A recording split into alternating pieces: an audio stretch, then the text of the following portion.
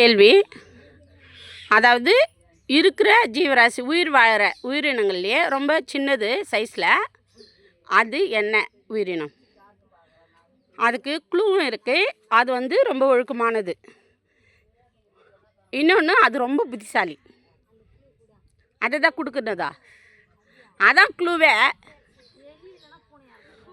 பூனை விட சின்னது எவ்வளோ கொசுலாங்குது, பல்லி இருக்குது, கொசுவாக இருக்கும். கொசு என்ன புத்திசாலி? அது நோய் உருவாக்குது அதனாலயா?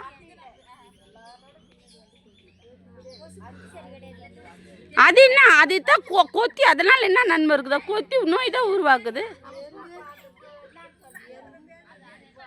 எறும்பு. இதை சொல்லிட்டாங்க பாரு ஆன்சரு. எறும்பு தான். எறும்பு ரொம்ப சின்னதாக இருக்கும், சுவாசத்தன்மை அதிகம். அதுக்கிட்ட 3 குவாலிட்டி இருக்குது. 2வது ஒழுக்கம். எதனால் சொல்லலாம்? அது லைனாக போகும், பார்த்துருக்குறீங்களா?